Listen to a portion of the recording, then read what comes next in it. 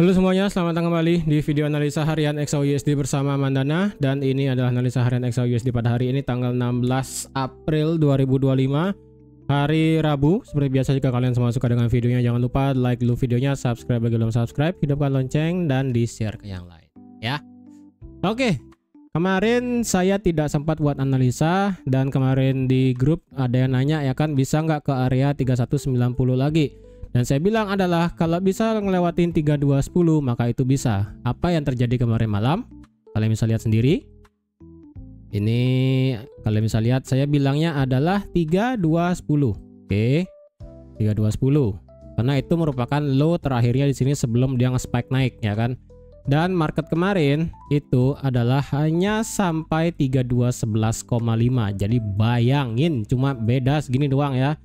Nih dari sini sampai sini cuma beda lagi 14 pip ya, 14,8 pip. Ini marketnya nggak nyentuh. Kemudian marketnya sekali kena ini langsung terbang tinggi ya. Kalau dicari di sini sih nggak ada demandnya di M5. Kalau dicari di M1-nya sih ada ya.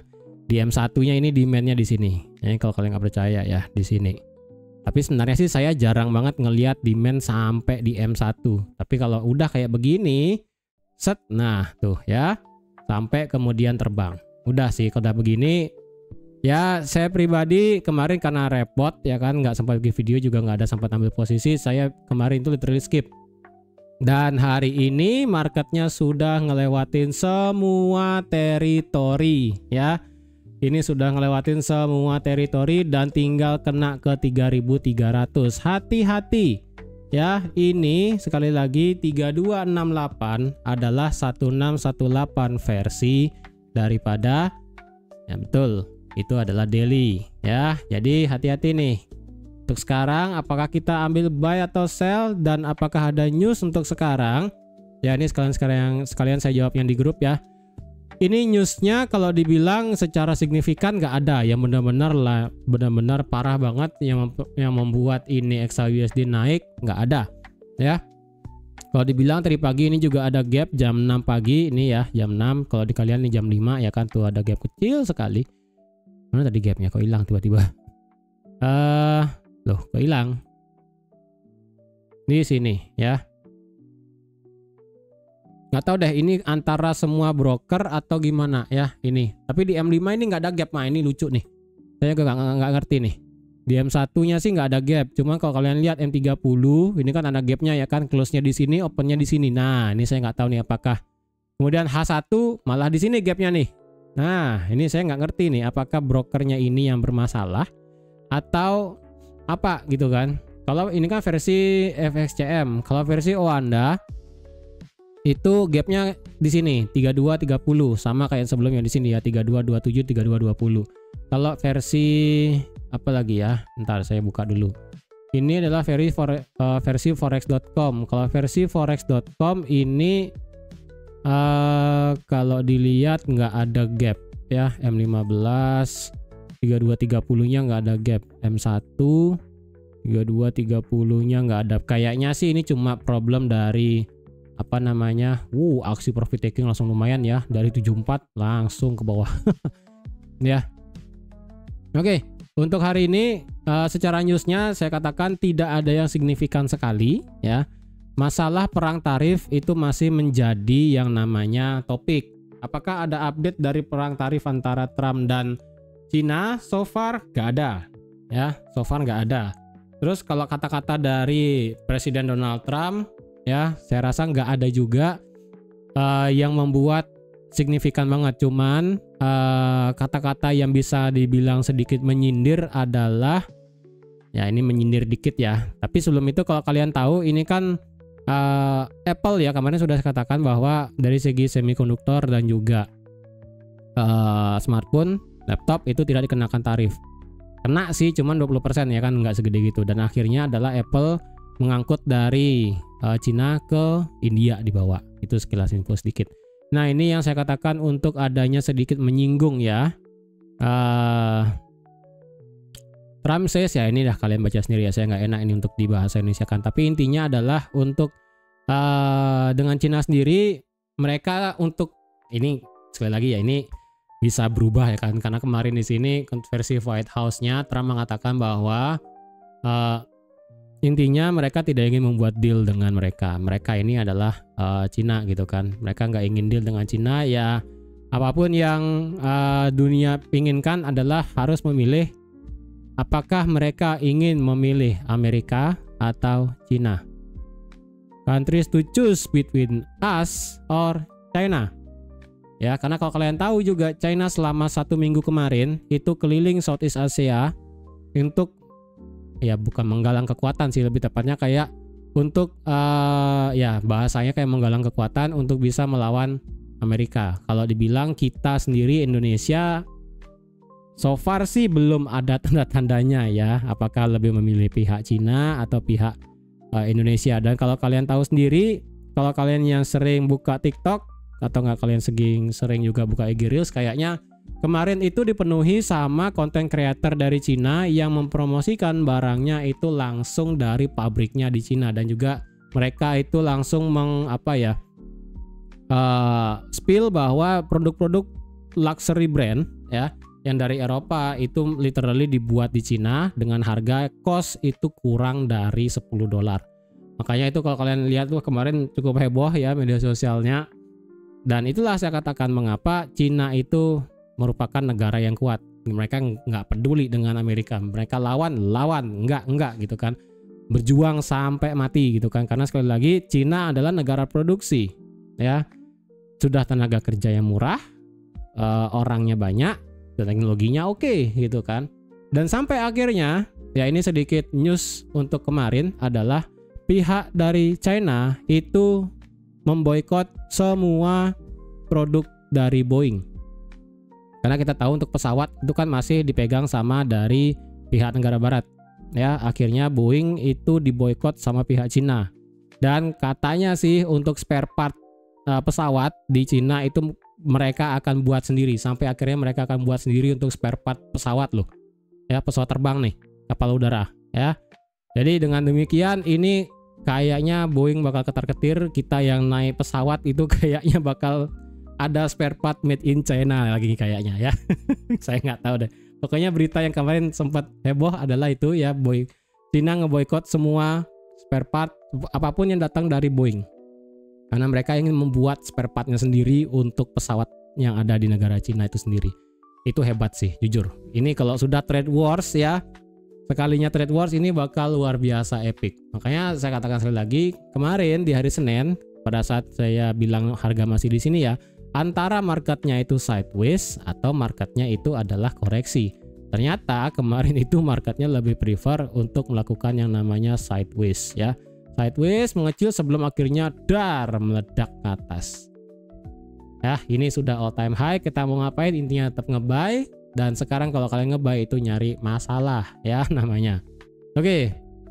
Untuk hari Rabu sekarang news nanti yang penting adalah nanti malam 8:30 ada tentang data retail sales dan juga core retail sales. Diperkirakan sih nanti retail salesnya ini adalah naik dari 0,2 ke 1,3, sedangkan core-nya dari 0,3 ke 0,4. Ingat, ini adalah data retail bulan Maret, yang dimana sekali lagi ini kemungkinan tidak akan terlalu berdampak signifikan dengan hasil nanti malam. Sama halnya dengan data CPI gitu kan. Karena sekali lagi data retail sales ini adalah data retail di bulan Maret ya, data retail di bulan Maret. Jadi tidak akan terlalu gimana-gimana. Karena untuk tarif sendiri ini kan baru di-apply bulan April sekarang. Jadi otomatis bulan depan, nah data retail salesnya itu kemungkinan baru bisa sedikit acakadul.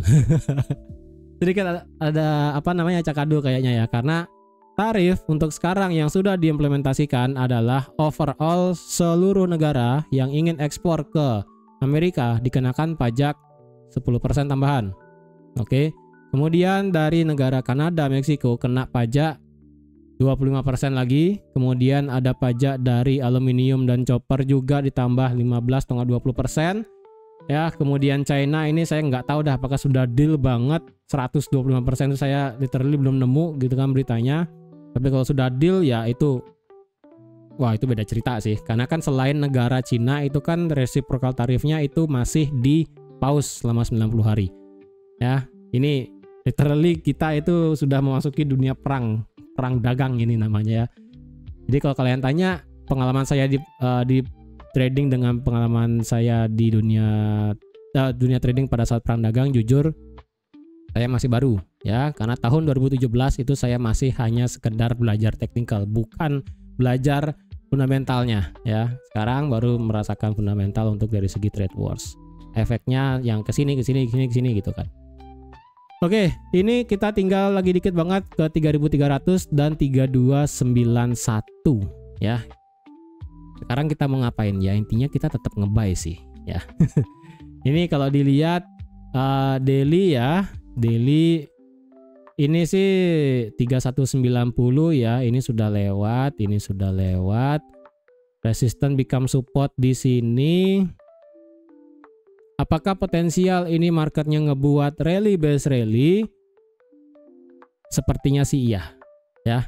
Sepertinya sih kita akan trading di teritori 3.300. Kayaknya 3.200 nih kita trading cuma bentar, bukannya gimana ya, bentar doang. Kalau dibandingin kayak di 3.100 tuh kan kita literally cuma langsung lompat ya. Bentarnya pakai sebentar banget. Kalau 3.200 ini kita masih mending ada ambil posisi sekian-sekian gitu kan. Untuk jangka selanjutnya kita kayak trading di 3.300 deh ya. Karena kalau sampai ini marketnya ngebuat yang namanya rally base rally dari sini ya, rally base rally di sini dan drop di drop lagi apanya, dan break di atas hari ini, maka projection 1:1 rally base rally adalah kalian bisa lihat 3.500 ya. Ini kemungkinan, wah ini kalau memang rally base rally 3.300 kita trading bentar, 3.400 baru 3.500. Wah ini epic sih. Ya kemungkinan sih itu ya, kemungkinan itu ya, masih sekali lagi itu kemungkinan. Secara daily kita sudah masuk zona overbought secara stokastik yang slow dan fast, kemudian yang RSI sudah di atas 70, kita otomatis ini bakal luar biasa tinggi.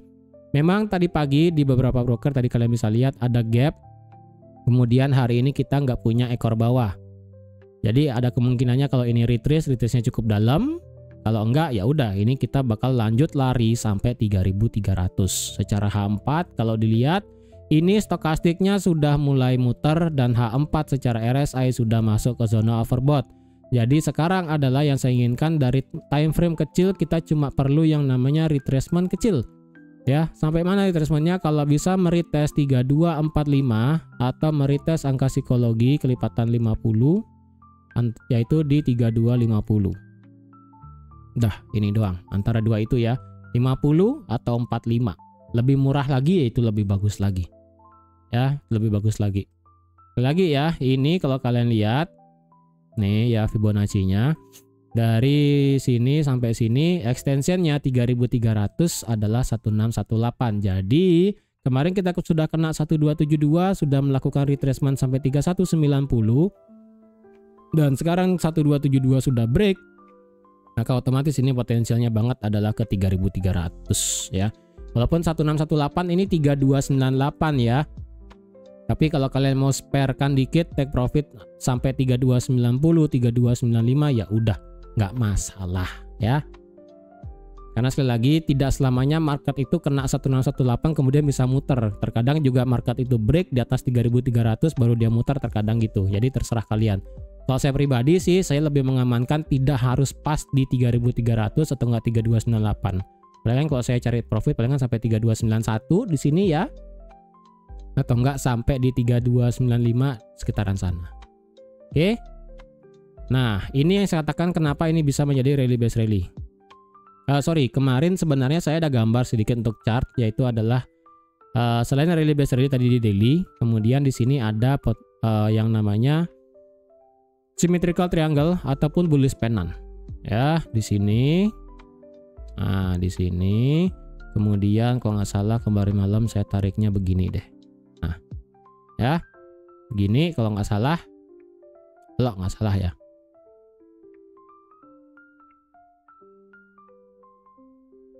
Nah, coba saya pakai A1 deh. Kok kayaknya rada nggak masuk ya. Bentar ya. Ini saya delete dulu, ini saya delete, saya ganti ya. Dari sini kenanya ke sini, kemudian yang atas dari yang sini kenanya di sini. Nah, ini ya. Ini segitiganya tuh ya. Ini segitiganya.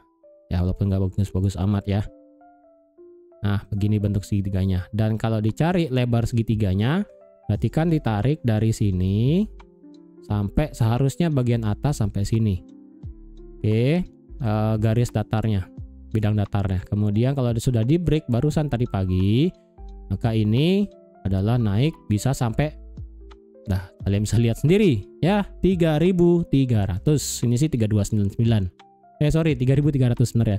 Ini sih 3299 ya, beda tipis banget. Ya udah sih, ini sudah break. Memang sih retestnya ini kecil sekali ya. Cuman kita prefer tetap ambil posisi buy ya. Dimana ngebuy-nya kalau bisa retest ini ya, kalau bisa retest ini. Kalau enggak bagaimana ya, kita hitung sekarang yang menggunakan Fibonacci extension untuk mencari sebenarnya apakah sudah selesai atau belum. Ini hampir kena 1618 dari swing pendek, yaitu di 3278. Lagi dikit sekali ya, 3278 ini dikit banget nih, lagi dikit ya. Ini kan ini marketnya 3274, kelipatan 5 nya itu ada di 3275. 1618 ada di 3278. Kemungkinan ini akan ada whipsaw kecil lagi dikit ya, antara 75, 78 sampai 80.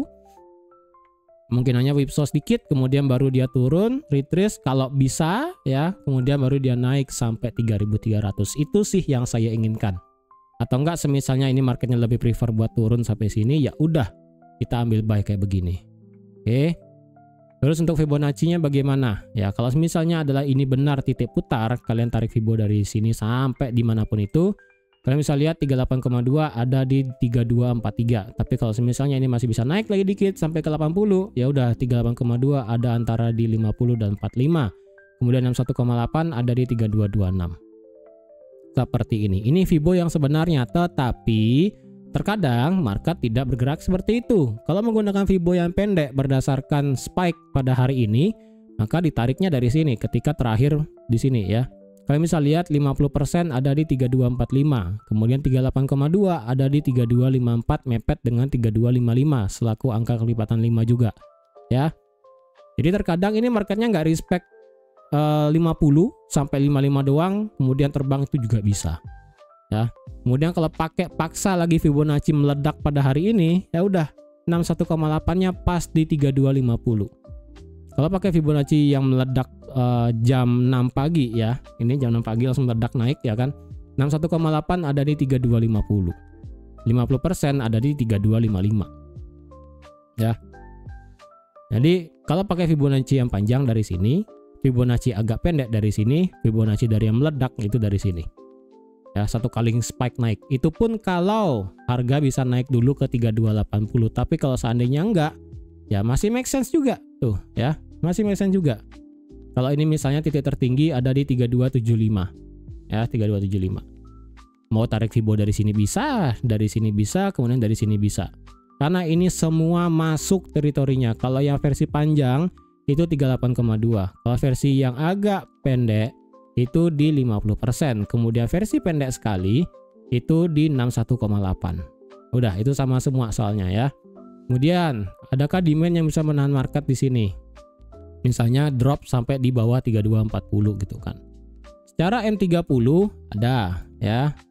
M30-nya ada di 3233 karena ini adalah selaku resistance become support terakhir ya, bukan yang yang paling jauh, terakhir ini ya, pada saat hari Selasa kemarin jam setengah 1.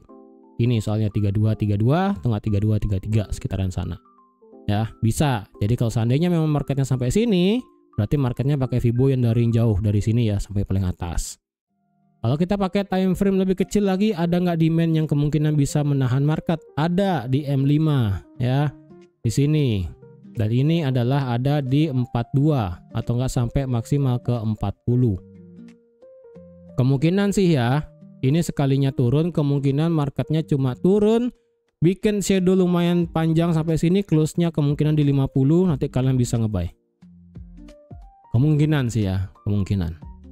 Jadi prefernya adalah kita tetap ngebuy, cuman kalau ini bisa marketnya lebih enak turun, ya udah kita biarkan ini marketnya turun.